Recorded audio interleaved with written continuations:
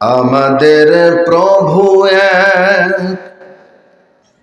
এক নবীর উম্মত, জীবন বিধান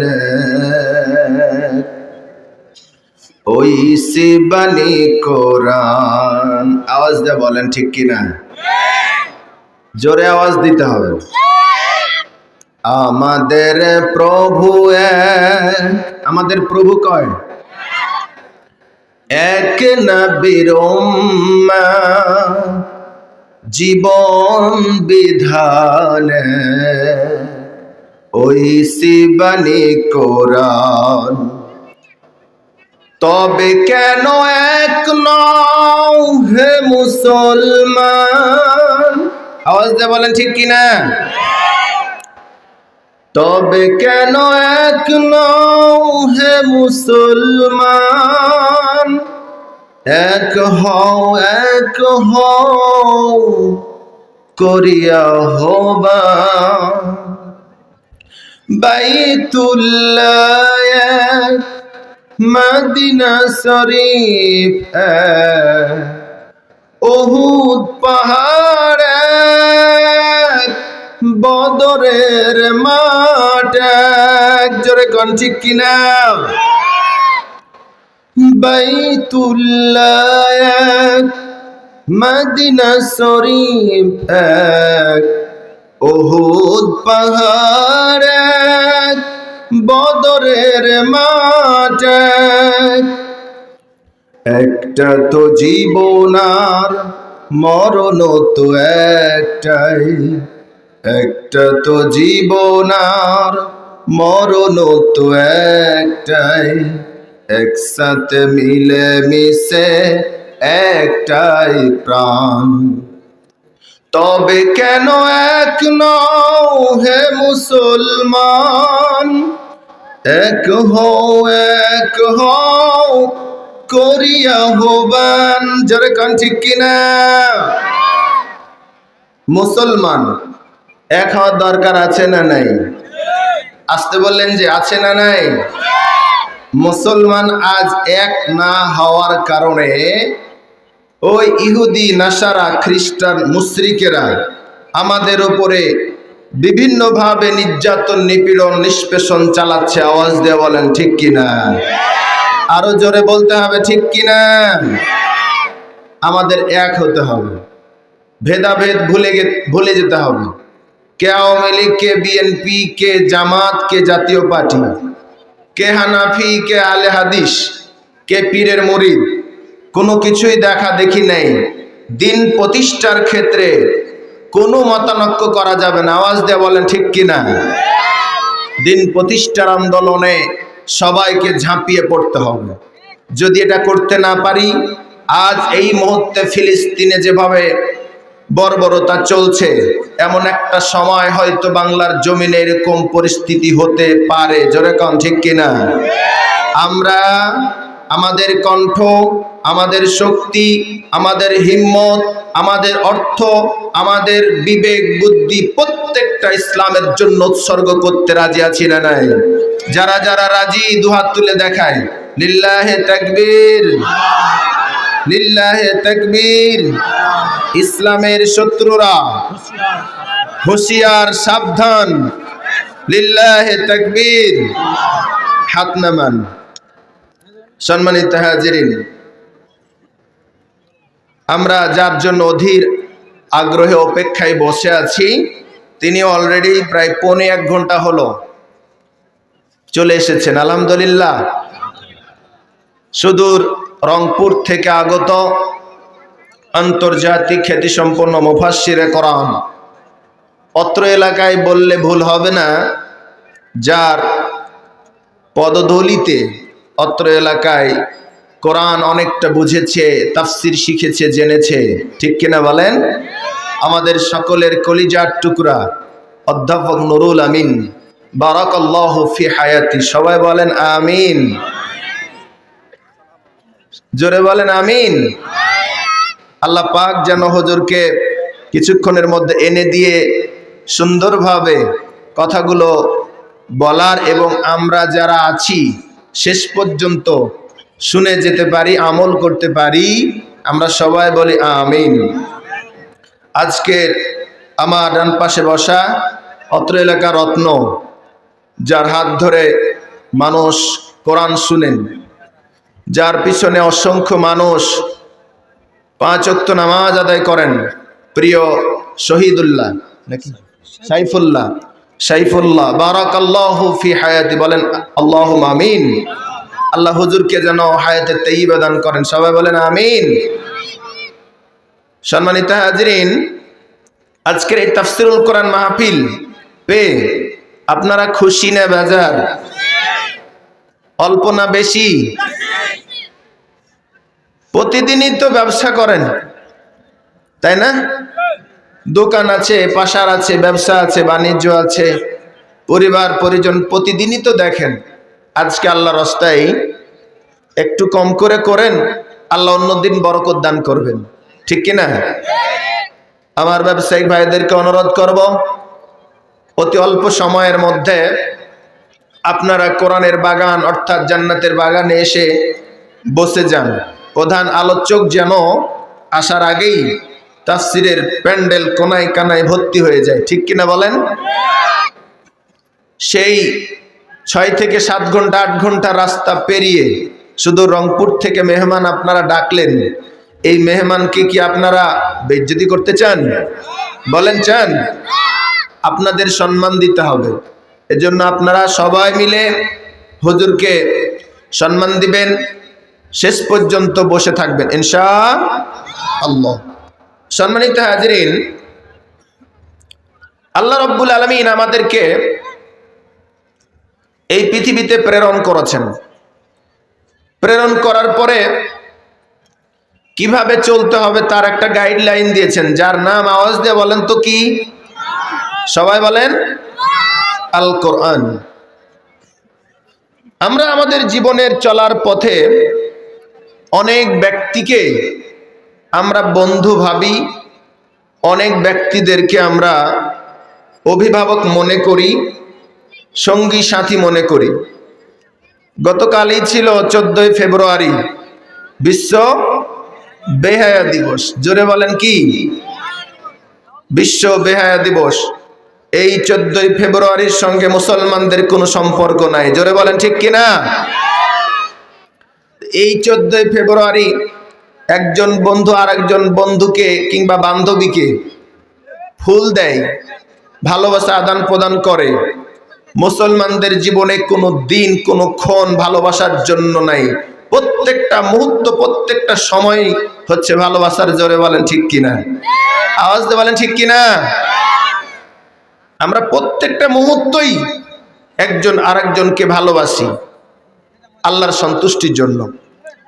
সম্মানিত হাজিরিন, ইহ জগৎ পরজগৎ উভয় জগতে আমাদের বন্ধু হবেন 3 জন। জোরে বলেন কয়জন?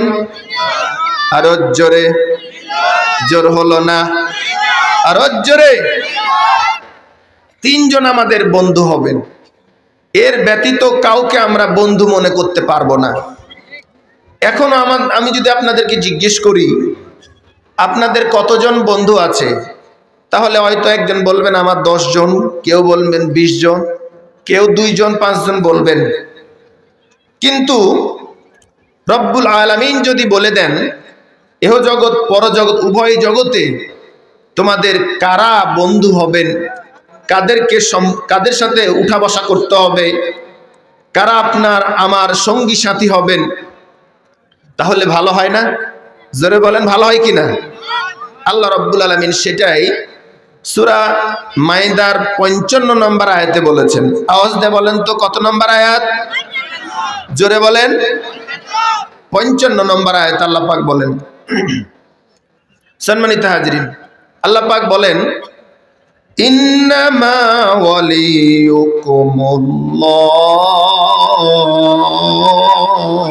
আল্লাহু আকবার। নিশ্চয় তোমাদের বন্ধু হলেন আমি আল্লাহ। সুবহানাল্লাহ বলেন। আল্লাহ রাব্বুল আলামিন হচ্ছেন আমাদের বন্ধু। আলহামদুলিল্লাহ বলবেন না?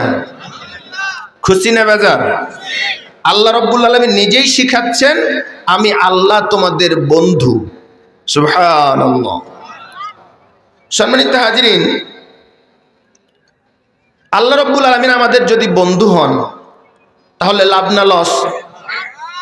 একজন বন্ধু আরেকজন বন্ধুর জন্য অনেক কিছুই করে, অনেক কিছুই করে, বিপদে মুসিবতে রোগে শোকে সামনে এগিয়ে আসে।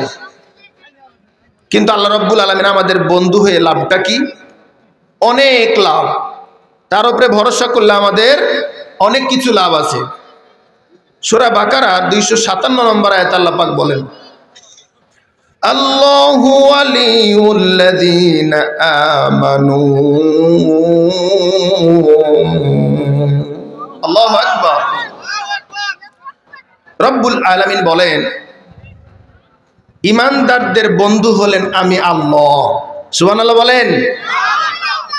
ঈমানদার যারা, তাদের কেবলমাত্র শুধুমাত্র একমাত্র বন্ধু হবেন আল্লাহ সুবহানাহু ওয়া তাআলা।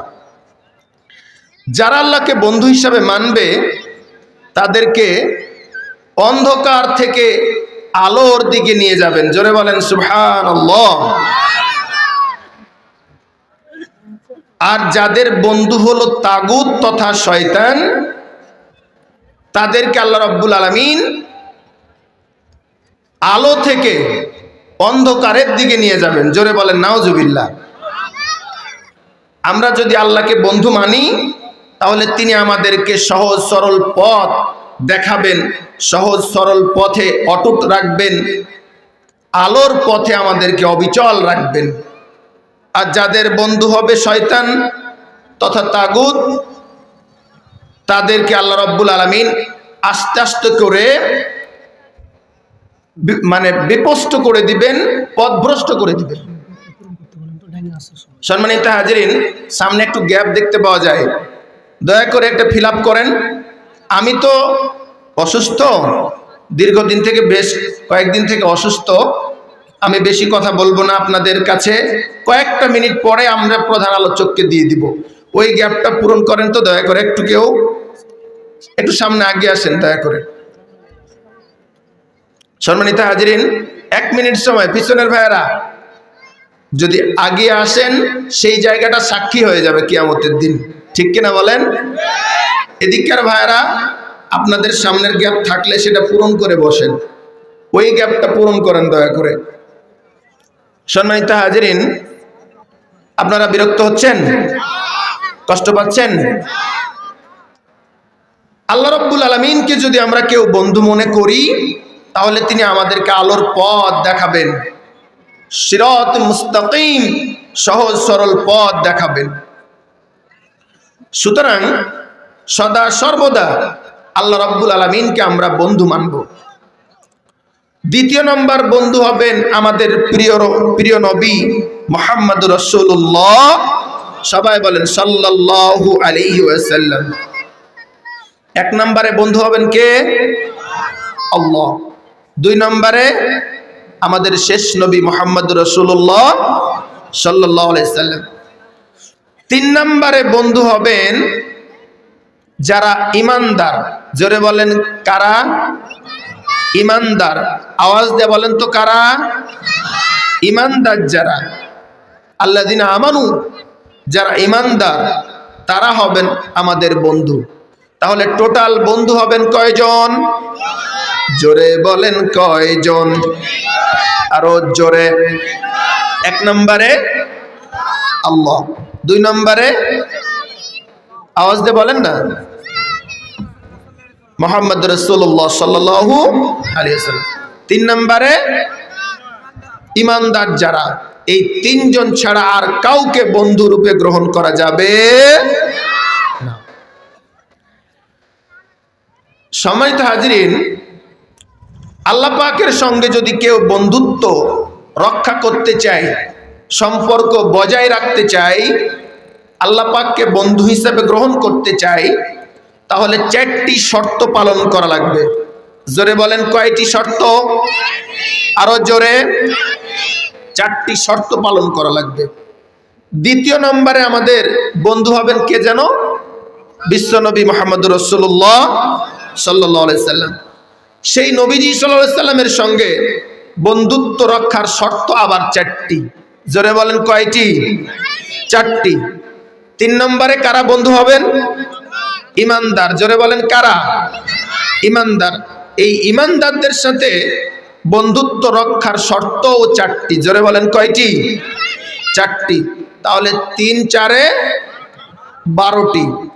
এই 12টি শর্ত যদি কেউ পালন করে তাহলে 1 নম্বরে আল্লাহ, 2 নম্বরে শেষ নবী মুহাম্মদ সাল্লাল্লাহু আলাইহি সাল্লাম, 3 নম্বরে ইমানদার যারা তাদেরকে বন্ধু রূপে গ্রহণ করাটা প্রতীয়মান হবে। আমরা সবাই বলি ইনশাআল্লাহ। আল্লাহ যেন এই 12টি শর্ত পালন করার তৌফিক দান করেন। সবাই বলেন আমিন। সম্মানিত হাজিরিন, আমরা যদি আল্লাহ পাককে বন্ধু হিসেবে গ্রহণ করতে চাই, আমরা চাই তো ইনশাআল্লাহ? সবাই বলেন ইনশাআল্লাহ। তাহলে লাভটা কি? অনেকগুলো লাভ। একটাই দৃষ্টান্ত, বনি ইসরাইলের 3 জন ব্যবসায়িক। জোরে বলেন কয়জন? 3 জন ব্যবসায়িক ব্যবসায়ের কাজে মরুভূমির পথ পাড়ি দিয়ে, পাহাড়িয়া এলাকা পাড়ি দিয়ে যাচ্ছিলেন। যেতে যেতে বিকট আকৃতির একটা ঘূর্ণিঝড় শুরু হয়ে গেল। কি হলো বলেন তো? ঘূর্ণিঝড়, সাইক্লোন শুরু হয়ে গেল। এমন অবস্থায় তারা চিন্তা করলো, এই মুহূর্তে আমরা কোন দিকে যাব? কোথাও তো যাওয়ার জায়গা নাই, কারণ সেটা মরুভূমি, পাহাড়িয়া এলাকা। তারা অনেক খোঁজাখুঁজি করে একটা গর্তের সন্ধান পেল। আওয়াজ দিয়ে বলেন তো কিসের সন্ধান? একটা গর্তের সন্ধান পেল। সেই গর্তের ভিতরেই 3 জন আশ্রয় নিল। আল্লাহর কি হুকুম, গর্তের ভিতরে তারা 3 জন আছে। এই মুহূর্তে তুমুল আকৃতিতে ঝড়, ঘূর্ণিঝড় চলছে। আল্লাহর কি হুকুম, পাহাড়ি এলাকা থেকে, পাহাড় থেকে একটা বড় আকৃতির পাথর এই গর্তের মুখে এসে আটকে গেল। সবাই বলেন ইন্না লিল্লাহি ওয়া ইন্না ইলাইহি রাজিউন। বিপদ মুসিবত আসলে কাকে স্মরণ করতে হয়? জোরে বলেন কাকে? আমরা করি তো? বলেন ইনশাআল্লাহ। প্রত্যেকটা কাজেই স্মরণ করতে হবে কাকে? কষ্ট হচ্ছে? লোক 3 জন একদম পেরেশান। আশেপাশে কোনো গ্রাম নেই, মানুষ নেই, কোনো জন নেই। এই যে বিপদ, নিচ থেকে এই পাথর, বিরাট আকৃতির পাথর সরানোর শক্তি তাদের নেই, চেষ্টা করেও হয় না। একটা পর্যায়ে গিয়ে একজন আরেকজনকে বলা বলি করতে লাগলো, এই মুহূর্তে যদি আমরা আল্লাহকে স্মরণ না করি, আমরা এখানেই হয়তো বা মারা যাব। ঠিক কিনা বলেন? সব জায়গায় স্মরণ করতে হবে কাকে? আল্লাহ পাককে। তারা 3 জনের মধ্যে একজন বলল যে আমি তো সারাটা জীবন পাপের কাজেই জড়িত ছিলাম। তাস খেলেছি, মদ খেয়েছি, ফেন্সিডিল, ইয়াবা না বাবা বলেন? বাবা ইয়াবা এটা না, সিগারেট, বেড়ি, এমন কোনো কাজ নাই, অশ্লীল বেহায়াপনা কাজ নাই যা আমি করি নাই। এদিকেও কি এগুলো হয়? আওয়াজ নাই। এদিকেও কি এগুলো হয়? এগুলো বন্ধ করার দরকার আছে না নাই? এরকম তাফসির মাহফিল হোক, এটা আমরা চাই না? এখানে যদি যাত্রা হতো তাহলে আমাদের জন্য খুশির সংবাদ নাকি দুঃখের? এই জন্য আমরা তাফসির মাহফিলের আয়োজন করেছি, আলহামদুলিল্লাহ বলেন। বিশ্বাস করুন, আজকের এই তাফসিরুল কোরআন মাহফিলের আয়োজন যারা করেছেন, অর্থ দিয়েছেন, বিবেক বুদ্ধি দিয়ে সমর্থন করেছেন, যারা শ্রোতা হিসাবে এসেছি, কিয়ামতের দিন ইনশাআল্লাহ এটা আমাদের সাদকায়ে জারিয়া হিসাবে সুপারিশ করবে ইনশাআল্লাহ। আল্লাহ যেন কবুল করেন, বলেন আমিন। সম্মানিত হাজিরিন, এই লোক 3 জন একজন বলল যে আমি একটা জীবনে ভালো কাজ করেছি, জানি না এই ভালো কাজে আমি আল্লাহ আমাকে খুশি হয়ে মাফ করবেন কিনা। আমরা আমাদের জীবনেও তো অনেক পাপ কাজ করেছি, যারা বলেন ঠিক কিনা, অনেক পাপ কাজ করেছি। তিনি স্মরণ করলেন আমার একজন চাচাতো বোন ছিল। আওয়াজ দিয়ে বলেন তো কি? চাচাতো বোন ছিল। এই বোনটা দেখতে সুন্দর ছিল। আমার মনের আশা ছিল যে তার সাথে আমি খারাপ কাজে লিপ্ত হব। নাউজুবিল্লাহ বলেন। তার সামনে গিয়ে দাঁড়ালাম, অফার করলাম, চাচাতো বোন গোলাপ ফুল নিয়ে বলতেছে আই লাভ ইউ।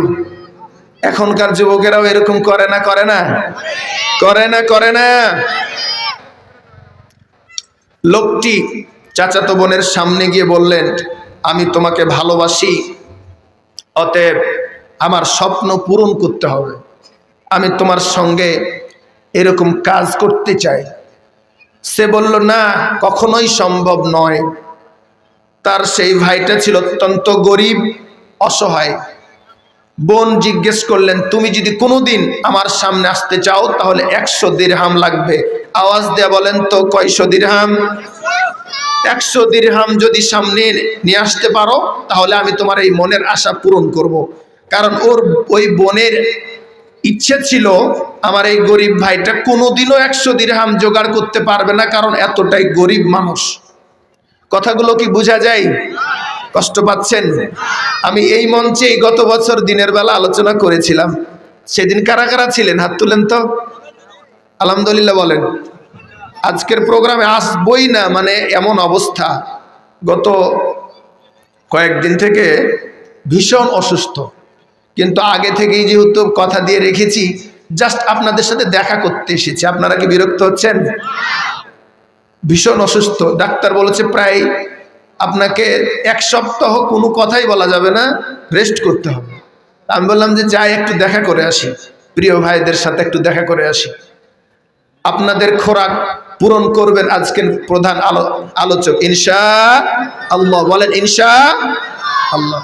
আমার কথাগুলো কি কিছুটা বোঝা যায়?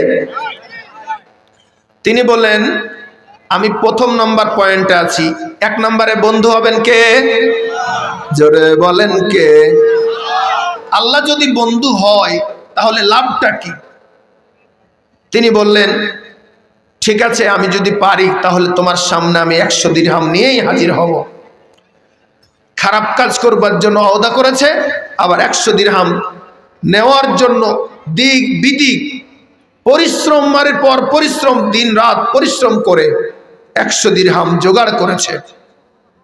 পরের দিন তার সামনে গিয়ে দাঁড়িয়েছে, বলতেছেন কই চাচাতো বোন, এই নাও 100 দিরহাম, এখন তুমি আমার মনের আশা পূরণ করতে দাও। তিনি বললেন তুমি 100 দিরহাম জোগাড় করতে পেরেছ? তুমি বিশ্বাস না হলে দেখো, খুলে দেখো। সত্যি দেখা গেল 100 দিরহাম। সে তো লজ্জায় মুখ কালো হয়ে যাচ্ছে। তিনি বললেন আমার তো আর কিছুই বলার নেই, তুমি এখন তোমার ইচ্ছা পূরণ করতে পারো। নাউজুবিল্লাহ বলেন। তিনি বললেন ঠিক আছে, তাহলে আমরা একটা গোপন জায়গায় যাই। এগুলো কাজ তো সব জায়গায় করা যায় না, একটা গোপন জায়গায় যেতে হবে। গেলেন, যাওয়ার পরে বললেন তার চাচাতো বোন যে আমরা এই গোপন জায়গায় কেন, মানুষের সামনেও তো করতে পারতাম। তিনি বললেন যে না, এই জাতীয় কাজ মানুষের সামনে করা যায় না, মানুষ দেখে ফেললে আমার গায়ে চামড়া ঠিক রাখবে না। আওয়াজ দিয়ে বলে ঠিক কিনা? ঠিক রাখবে না। তো তিনি কিছুক্ষণ চুপ আছেন। এর মধ্যেই তার চাচাতো ভাই 2টা উরুর উপরে গেড়ে বসেছে। এখন সে খারাপ কাজটি করতে যাবে, ঠিক এমন সময় তার চাচাতো বোন চিত হয়ে শুয়ে আছে আর বলতেছেন ভাই রে, আমরা এই গোপন জায়গায় আসলে কি হবে? পৃথিবীর সকল ব্যক্তিকে আমরা ফাঁকি দিতে পারি, এখন একজন ব্যক্তি, একজন আমাদেরকে এখনো দেখতেছে। আওয়াজ দিয়ে বলেন সুবহানাল্লাহ। তিনি বলতেছেন কই, কাউকে তো দেখছি না, কাউকে তো দেখছি না। কে দেখছে? না, আমাদের এই কুকর্ম কেউ দেখতে পাচ্ছে না। তিনি বলছেন না, পাচ্ছে। বলছে কে সে? তখন তিনি কোরআনের আয়াত পড়ে শোনালেন, অর্থাৎ আল্লাহ পাকের ইশারা দিয়ে বললেন আত্তাকুল্লাহ। জোরে বলেন আল্লাহু আকবার। আমার আল্লাহ পাক দেখছেন কি দেখেন নাই? জোরে বলেন দেখছেন না দেখেন নাই? দেখছেন। সম্মানিত হাজিরিন, যখনই আল্লাহ পাকের কথা বললেন সঙ্গে সঙ্গে তার চাচাতো ভাইয়ের হৃদয়টা কেঁপে গেল, কাঁপতে শুরু করে দিল। আর সেই জায়গা অর্থাৎ উড়ুটা গেড়ে বসেছিলেন তার চাচাতো ভাই, সেখান থেকে ছিটকে অনেক দূরে পড়ে গেলেন একমাত্র আল্লাহর ভয়ে। রব্বে কারিমকে গর্তের ভিতরে ঢুকে আশ্রয় নিয়েছিলেন, মাথার উপরে এখন পাথর।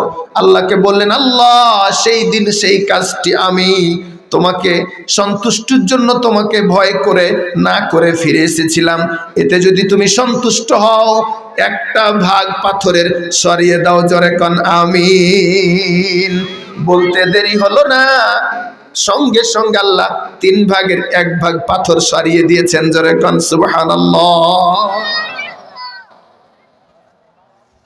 আমরাও যদি এত পাপ পঙ্কিলতায় আমরা ডুবে আছি, তবু আল্লাহ আমাদেরকে ভুলে যাননি।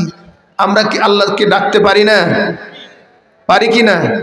প্রিয় যুবক ভাইয়েরা, সব জায়গায় এখন তাস, মদ, ইয়াবা সহ ভরে গেছে সমাজ এবং দেশ। এগুলো থেকে ফিরে আসেন, তওবা করেন, আল্লাহ আপনাকে ডাকতেছে। যেরকম ঠিক কিনা? উদউনি আস্তাজিব লাকুম। আল্লাহ পাক বলছেন তোমরা আমাকে ডাকো, আমি তোমাদের ডাকে সাড়া দেব। সুবহানাল্লাহ বলেন। ফাযকুরুনি আযকুরুকুম। তোমরা আমাকে স্মরণ করো, আমিও তোমাদেরকে স্মরণ করব। আওয়াজ দিয়ে বলেন সুবহানাল্লাহ। সম্মানিত হাজিরিন, পাথর 3 ভাগের 1 ভাগ সরে গেল, আলহামদুলিল্লাহ বলবেন না? বাকি 2 ভাগ। আর একজন বলতেছেন, আল্লাহ আমিও তো জীবনে পাপ কাজ অনেক করেছি, তবে আমি মনে আছে প্রত্যেকটা দিন আমি মেষ চড়াতাম। জোরে বলেন কি চড়াতেন? সামনের জায়গাগুলো ফিল আপ করেন, আপনারা গুছিয়ে গেলে আমি চলে যাব ইনশাআল্লাহ। প্রধান মেহমান চলে আসবেন। সম্মানিত হাজিরিন, আমি মেষ চড়াতাম, অনেক দূর দূরান্ত পর্যন্ত মেষ চড়াতে যেতাম। বাড়িতে এসেই সর্বপ্রথম মেষের দুধ দহন করে আমি আমার কলিজার টুকরা সন্তান স্ত্রীদেরকে না দিয়ে সর্বপ্রথম আমার আব্বা আম্মাকে দিতাম। সুবহানাল্লাহ বলেন। আব্বা আম্মার সেবা যত্ন করার দরকার আছে না নাই? লোকটি বললেন, একদিন গভীর রাত হওয়ার কারণে আমার আব্বা আম্মা ঘুমিয়ে পড়েছে। কলিজার টুকরা সন্তানগুলো ক্ষুধার যন্ত্রণায় ছটফট করছে।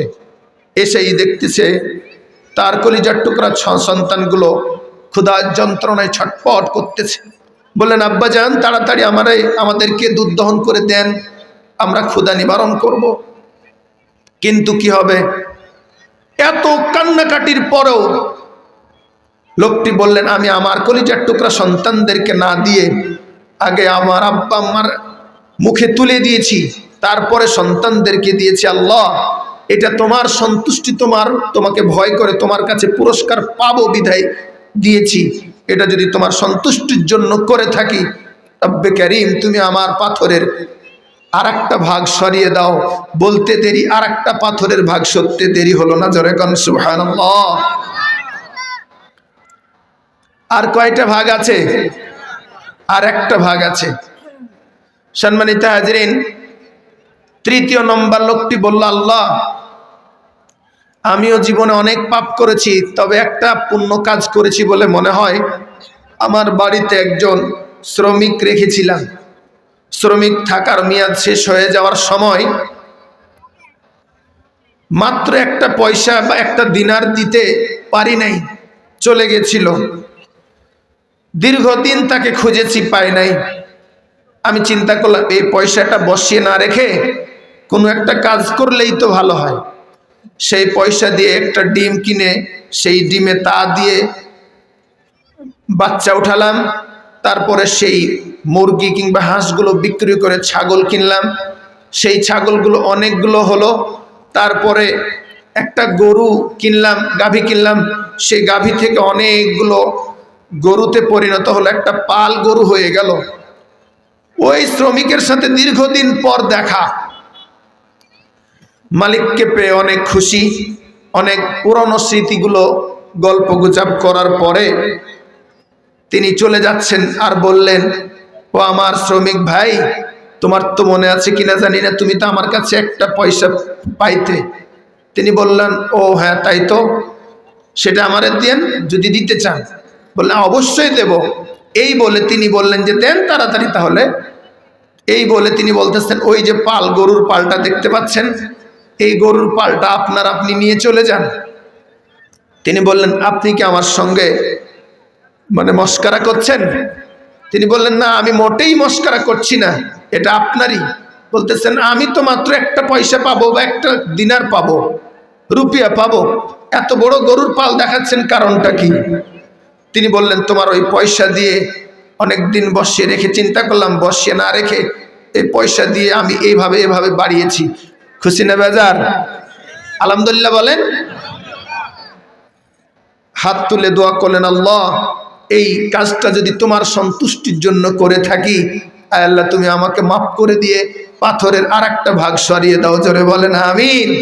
বলতে দেরি, পাথরের আরেকটা ভাগ সত্যি দেরি হলো না। জোরে বলেন সুবহানাল্লাহ। নির্দ্বিধায় তিনজন ব্যক্তি বেরিয়ে গেলেন গর্তের ভিতর থেকে। এভাবে করে প্রত্যেকটা কাজে, প্রত্যেকটা জায়গায় আল্লাহকে বন্ধু হিসাবে মানলে লাভ আছে না নাই? সহযোগিতা করবেন না করবেন না? সুবহানাল্লাহ, আল্লাহু আকবার। প্রত্যেকটা সময় আল্লাহ আমাদেরকে সহযোগিতা করবার জন্য বসে আছেন। আল্লাহ রাব্বুল আলামিনকে যেন আমরা বন্ধু হিসাবে মানতে পারি। বলেন আমিন। আল্লাহ পাকের সঙ্গে বন্ধুত্ব রক্ষার শর্ত বলেছিলাম, জোরে বলেন কয়টি? আরো জোরে। জোর হলো না, আরো জোরে। এক নাম্বার, ধরেন আপনি আমার বন্ধু, আপনি রয়েছেন কোরিয়ায়, চিঠি লিখেছেন আমার কাছে, বন্ধু কেমন আছো না আছো ইত্যাদি ইত্যাদি। এই চিঠিটা পাওয়ার সঙ্গে সঙ্গে কি আমি ভাঁজ দিয়ে পকেটে রেখে দিব না পড়বো? জোরে বলেন পড়বো না রেখে দেব? অনেক দিনের বন্ধু কি লিখেছে এটা তো আমি অবশ্যই দেখব।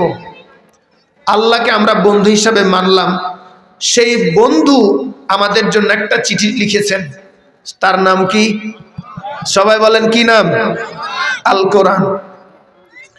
আল কোরআনের প্রথম বাণী পড়ো, আল হাদিসে নবীর কথা পড়ো। জোরে কান ঠিক কিনা? কোরআন মাজিদ পড়তে হবে, তথা বন্ধুর চিঠি পড়তে হবে। এক নম্বরে কোরআন মাজিদ পড়তে হবে। ইকরা, রিড, রিড এন্ড রিড। পড়ো, পড়ো এবং পড়ো। কার নামে? আল্লাহর নামে। কেন পড়বেন? কোরআন যারা পড়ে, কোরআন যারা শিখায়, উসমান গনি রাদিয়াল্লাহু থেকে বর্ণিত হাদিস, উভয় ব্যক্তি আল্লাহ পাকের কাছে পছন্দনীয়। জোরে কোন সুবহানাল্লাহ। এই কোরআন পড়া দরকার আছে না নাই? আমরা কি পড়ি? বাংলাদেশের একটা জরিপে দেখা গেছে মাত্র 2%, শতকরা 2% ব্যক্তি কোরআন সহিশুদ্ধভাবে পড়তে পারে। বাকি যারা আরো 9% পারে, তারা কোরআন পড়তে পারে, অর্থ বুঝে না। আর যে 2% পড়তে পারে, তাদের মধ্য থেকে শুধু অর্থ বুঝে, তাফসির বুঝে না। এই হচ্ছে আমরা মুসলমান। কোরআনের সঙ্গে বেশি সম্পর্ক রাখা দরকার আছে না নাই? সামনে রমজান মাস, শত ব্যস্ততা উপেক্ষা করে হুজুর বসে আছেন, আরো যারা ইমাম আছেন, আলেম আছেন, তাদের সাথে যোগাযোগ করে, কন্ট্যাক্ট করে রমজান মাস 30 দিন, অর্থাৎ 29-30 যাই হোক, এই একটা মাস কোরআন শিখার কাজে আমরা সময় দিতে পারি না? ব্যক্তিগতভাবে আমি যে মসজিদের ইমাম, সেখানেও প্রায় 2টা ব্যাচ চালু করার নিয়ত আছে। আল্লাহ যেন কবুল করেন, বলেন আমিন। অত্র এলাকাতেও যেন কোরআন শিক্ষার ব্যবস্থা করে দেওয়া হয়, আল্লাহ যেন কবুল করেন, বলেন আমিন। সম্মানিত হাজরিন, কোরআন কেন পড়বেন? কোরআনের এত পাওয়ার, এই কোরআন শুনলে নাকি, ধরলে নাকি, পড়লে নাকি, বুঝলে নাকি, আমল করলেও নাকি। প্রত্যেকটা কোরআনের সাথে যতই সম্পর্ক তত বেশি নেকি দিবেন। জোরে বলেন কে? জোরে বলেন কে? আল্লাহ সুবহানাহু ওয়া তাআলা। এই জন্য কোরআন পড়তে হবে। সম্মানিত হাজিরিন, কোরআন একটা মুজিজা। রাসূল সাল্লাল্লাহু আলাইহি ওয়াসাল্লামের জিন্দেগিতে যতগুলো প্রায় ৪৫০০-এরও বেশি মুজিজা আল্লাহ পাক দিয়েছিলেন। জোরে বলেন সুবহানাল্লাহ। ৪৫০০-এর মুজিজার মধ্যে অন্যতম একটি মুজিজা হচ্ছে কি? জোরে বলেন আল কোরআন। এই কোরআন ভাগ্যের পরিবর্তন করেছে। হযরত ওমর ছিলেন একবারেই জিরো, ঠিক কিনা বলেন? হযরত ওমর ছিলেন একবারে জিরো। কোরআনের সংস্পর্শে আসার কারণে হয়ে গেলেন হিরো। জোরে কোন ঠিক কিনা? কোরআনের সংস্পর্শে আসার কারণে হয়ে গেলেন হিরো। সামনের গ্যাপগুলো পূরণ না করলে পিছনে বসতে পায় না। আরো যারা পিছনে আছেন দয়া করে অনুরোধ করতেছি সামনের জায়গাগুলো পূরণ করেন। আজারে বাজারে যারা আছেন দয়া করে আপনারা দ্রুত কোরআনের ময়দানে এসে বসে পড়েন। উঠেন, একটু জায়গা সাক্ষী করেন না, সামনের জায়গাগুলো পূরণ করেন। কর্তৃপক্ষ যতটুকু জায়গা আছে অবশ্যই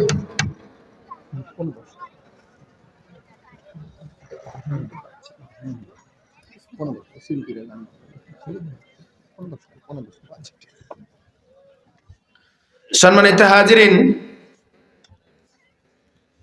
খুশি না বেজার? একটা তাকবীর দিয়ে দেখান তো। লিল্লাহে তাকবীর, লিল্লাহে তাকবীর। গতকালকে সম্ভবত বৃষ্টি হয়েছিল, তাই না?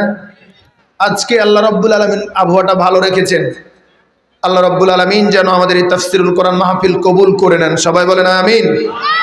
সম্মানিত হাজিরিন, এক নাম্বার শর্ত, আল্লাহকে যদি কেউ বন্ধু মানতে চায়, এক নাম্বার শর্ত হলো তার চিঠি অর্থাৎ কোরআন পড়তে হবে। যদি কোরআন পড়ি লাভ কি? লাভ হচ্ছে এই কোরআন আমাদের সুপারিশ করবেন। সুবহানাল্লাহ বলেন। কোরআন আমাদের সুপারিশ করবে। ২ নাম্বার শর্ত হলো কোরআন মাজিদ আমাদেরকে শুধু পড়লেই হবে না, কোরআন বুঝতে হবে। ঠিক কিনা বলেন? জোরে বলেন ঠিক কিনা? কোরআন বুঝতে হবে। ওয়ালাকাদ জরাবনা লিন-নাসি ফি হাযাল কোরআন মিন কুল্লি মাসালিন লাআল্লাহুম ইয়াতাযাক্কারুন। আল্লাহ পাক বলছেন, মানব জীবন পরিচালনা করবার জন্য যত ওয়াজ, যত দৃষ্টান্ত, যত কিছু দরকার সব কিছুই আমি আল্লাহ কোরআনে খুলে খুলে বলে দিয়েছি। আওয়াজ দিয়ে বলেন সুবহানাল্লাহ। কোরআনে সব কিছু খুলে খুলে আল্লাহ বলে দিয়েছেন যাতে মানুষ উপদেশ গ্রহণ করতে পারে। সম্মানিত হাজিরিন, ৩ নাম্বার শর্ত আল্লাহ পাকের সঙ্গে বন্ধুত্ব রক্ষা, সেটি হলো কোরআন মাজিদ পড়তে হবে, বুঝতে হবে। ৩ নাম্বারে কোরআন মাজিদ মানতে হবে। মানার দরকার আছে না নাই? নাকি শুধু মসজিদের ইমামদের মানার দরকার? সবার দরকার আছে না নাই? কারণ সবাই আমরা এখানে যারা আছি মুসলিম, সবাই কোরআন মানতে হবে, সবাইকে আমাদের মৃত্যুবরণ করতে হবে। সম্মানিত হাজিরিন, কোরআন ৩ নম্বরের শর্ত হলো মানতে হবে। আল্লাহ পাক বলছেন, আফা গায়রা দীনিল্লাহি ইয়াবগুনা ওয়া লাহু আসলামা মান ফিস সামাওয়াতি ওয়াল আরদ তাওআন ওয়া কারহা। তারা কি আল্লাহর দিন বাদ দিয়ে অন্য কিছু তালাশ করে? অথচ আসমান এবং জমিনে যা কিছু আছে, ইচ্ছাই হোক অনিচ্ছাই হোক, সকল কিছুই আল্লাহ পাকের বিধানের কাছে আত্মসমর্পণ করেছে। আওয়াজ দিয়ে বলেন সুবহানাল্লাহ। সব কিছুই আত্মসমর্পণ করেছে আল্লাহ পাকের কাছে। সূর্যটা আজ পূর্ব দিগন্তে উঠতেই থাকবে। পরবর্তী আল্লাহ পাক যতদিন নির্দেশ না দেবে পশ্চিম দিকে উঠার, ততদিন পর্যন্ত পূর্ব দিকেই উঠবে। এটাই হচ্ছে আল্লাহ পাকের কাছে আত্মসমর্পণ করা। জোরে বলেন ঠিক কিনা? সবকিছুই আল্লাহ পাকের হুকুম মানতে ব্যস্ত, সবাই হুকুম মানে। শুধুমাত্র মানুষকে আল্লাহ স্বাধীনতা দিয়েছেন, চাইলে আমরা মানতে পারি অথবা চাইলে আমরা অস্বীকার করতে পারি। একটা দিন আছে, সেই দিন হচ্ছে বিচারের দিন। ওই দিন আমাদের সবাইকে একত্রিত করা হবে। যেরকম ঠিক কিনা? যা কিছুই করছি, মা ইয়ালফিজু মিন কাউলিন ইল্লা লাদাইহি রাকিবুন আতীদ, যা কিছু বলি, যা কিছু করি, সব কিছু আল্লাহ পাক সংরক্ষণ করছেন। কিয়ামতের দিন এগুলো দেখানো হবে, সেই দিন বিচার হবে। আজকে আমরা দেখতে পাচ্ছি নিরপরাধ ব্যক্তিগুলো জেলের অন্ধ প্রকোষ্ঠে গুমরে গুমরে মরে, আর 100টা ধর্ষণের সেঞ্চুরি করেও দিব্যি দিনের আলোতে ঘুরে বেড়ায়। জোরে কান ঠিক কিনা? আওয়াজ দিয়ে বলে ঠিক কিনা? কি অপরাধ! আলেমদের কি অপরাধ? একটাই অপরাধ, সেটা হচ্ছে কোরআনের কথা বলা। জোরে বলেন ঠিক কিনা? তোমাদের এই প্রত্যেকটা মুহূর্ত, প্রত্যেকটা সময়ের বিচার কিয়ামতের দিন আল্লাহ করবেন। জোরে বলেন ঠিক কিনা? আল্লাহ রাব্বুল আলামিন আমাদেরকে যেন বুঝার তৌফিক দান করেন। কোরআন মানলে লাভটা কি? সম্মানিত হাজির, লাভের কথা একটা বলে আমি শেষ করব। সেটি হচ্ছে, নবীজি সাল্লাল্লাহু আলাইহি ওয়াসাল্লাম সাহাবীদেরকে নিয়ে বসে আছেন। এমত অবস্থায় বললেন, ওগো নবীর সাহাবীরা, যদি কেউ আল্লাহর আইন মানে তাহলে লাভটা কি, বিচারটা কি, ফায়সালাটা কি হবে, তোমরা কি জানতে চাও? সাহাবীরা বললেন, ইয়া রাসূলুল্লাহ, জি আমরা জানতে চাই। সাহাবীদের উদ্দেশ্যে নবীজি সাল্লাল্লাহু আলাইহি ওয়াসাল্লাম বললেন, কোন এক জামানায় দুইজন কৃষক, জোরে বলেন কে? আওয়াজ দিয়ে বলেন। আর মাত্র 5 মিনিট কথা বলবো। কয় মিনিট? 5 মিনিট। বিরক্ত হচ্ছেন? এখনই ছেড়ে দেব? আপনারা এই যে ডানে বামে কাজ করছে না, এই কাজটা শেষ হলে আমি ছেড়ে দেব। কারণ প্রধান মেহমান আসবেন, তার সামনে উঠাউঠি করা একবারে বেয়াদবি। এজন্য আপনাদেরকে অনুরোধ করব, যেভাবে বসে আছেন অবশ্যই সেভাবে বসে থাকবেন শেষ পর্যন্ত, ইনশাআল্লাহ। বলেন। সম্মানিত হাজিরিন, তাহলে কি হয়? দুইজন চাষি, একজন চাষি আর একজন চাষির কাছে এক টুকরা জমি বিক্রি করেছে। জোরে বলেন, কি বিক্রি করেছে? জমি বিক্রি করেছে। জমি বিক্রি করার পরে পরের দিন চাষাবাদ করতে গিয়ে নাঙ্গলের ফালে একটা স্বর্ণের কলস পেয়েছে। জোরে বলেন, কিসের কলস? স্বর্ণের কলস। খুশি না বেজার? জোরে বলেন। আপনারা আমরা হলে খুশি হতাম, তিনি খুশি না, তিনি পেরেশান। তিনি চিন্তা করলেন, আমি তো শুধু জমিটা কিনেছি, কলস তো কিনি নেই। এই কলসের মালিক হচ্ছেন হয়তো পুরনো জমির মালিক, উনি হয়তো গচ্ছিত সম্পদ এখানে লুকিয়ে রেখেছিলেন, পরের দিন দেওয়ার জন্য ব্যাকুল। সুবহানাল্লাহ বলতে ইচ্ছা করে না? কি মানুষ তারা! আর আমরা হলে কি করতাম? একটু আগেই শুনলাম, খুব খুশি।